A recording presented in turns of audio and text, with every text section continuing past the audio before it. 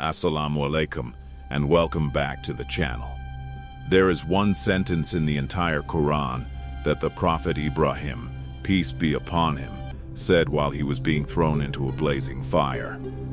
The same sentence was said by the Prophet Muhammad, peace and blessings be upon him, when his enemies gathered with weapons, ready to attack him. Just 7 words. And those 7 words turned fire into coolness, and turned a deadly enemy into a retreating crowd. If you are someone who has spent sleepless nights worrying about your children, your health, your money, or your future, stay with me for the next few minutes, because by the end of this video, you will know exactly how to use this sentence in your own life.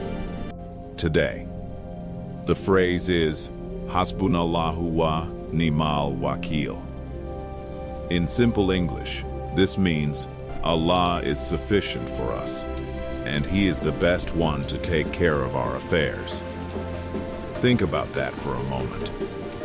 When we say this, we are not saying it out of laziness. We are not saying, I will do nothing and just say these words. No, we are saying, I have done everything within my power, and now I place the final result in the hands of the one who controls the entire universe. Many of our elders have repeated this phrase their whole lives, even without knowing the full story behind it. Today, we are going to learn exactly where it came from and why it carries so much power.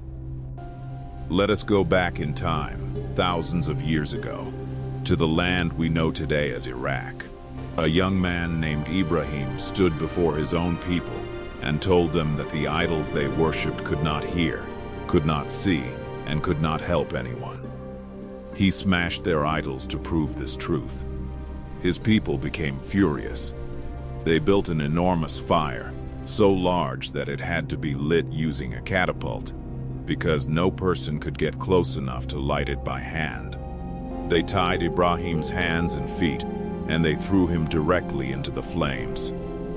At that exact moment, the angel Jibreel came to him in the air and asked, "Do you need anything?" And Ibrahim, with complete trust in his heart, replied, "From you, I need nothing." He did not even ask the angel for help. Instead, he simply said, Hasbunallahu wa ni'mal wakeel. Allah is enough for me, and He is the best one to handle my affairs. And what happened next is recorded for all of us to remember. Allah did not put out the fire. He commanded the fire itself. O fire, be coolness and safety upon Ibrahim. The flames remained burning, yet Ibrahim sat inside them, completely safe, without even his clothes being burned. Whoever is watching this video, your fire today may not be made of flames. It may be a fire of debt, a fire of illness, a fire of loneliness, a fire of family conflict. But the same Allah who cooled the fire for Ibrahim is the same Allah listening to you right now. Now let us move forward in time to the city of Medina. After the Battle of Uhud, a rumor spread that a massive enemy army was gathering once again to finish off the small and exhausted group of Muslims. Most of the believers were wounded. Many had lost loved ones just days earlier. Logically speaking, this was the worst possible moment to face another army. Yet the Prophet, peace and blessings be upon him, called his companions to march out and face this threat directly, to show the enemy that the Muslims were not afraid. When they reached the meeting point, the enemy did not appear. Allah placed fear into the hearts of the opposing army, and they turned back without a single fight taking place. It was at this moment that the verse was revealed, the same verse we are discussing today. Those to whom the people said, "Indeed, the people have gathered against you, so fear them." But it increased them in faith, and they said, Hasbunallahu wa ni'mal wakeel. The companions did not run. They did not panic. They simply repeated these 7 words, and Allah turned the entire situation around without them lifting a weapon. Now, how can we bring this into our daily life, especially during these difficult times we are living in? First, say it after you have made an effort. This phrase is not a replacement for hard work, for visiting the doctor, for taking your medication, or for trying to solve your problem. Ibrahim was already tied up and thrown. He had no more action left to take. Then, and only then, did he place his trust fully in Allah. Second, say it with your heart, not just your tongue.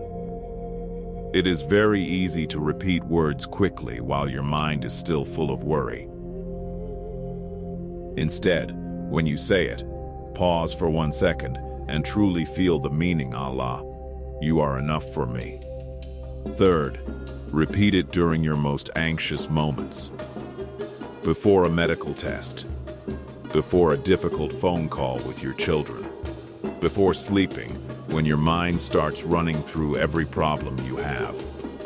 In these moments, say it slowly, 7 times, and notice how your shoulders relax. Many of our respected elders watching this video have lived through wars, through hardship, through poverty, through the loss of parents and even children. If there is one phrase that your own parents or grandparents may have whispered during hard times, it is very likely this one. It has been passed down for generations because it genuinely works, by the permission of Allah. Before we close, I want to remind you of something important.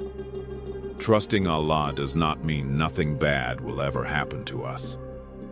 Ibrahim still felt the heat of the fire's light, even though it could not burn him.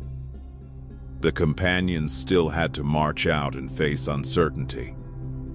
Trust in Allah means that whatever the outcome is, we know it is coming from a being who loves us, who is wiser than us, and who is more capable than anyone else of handling our affairs.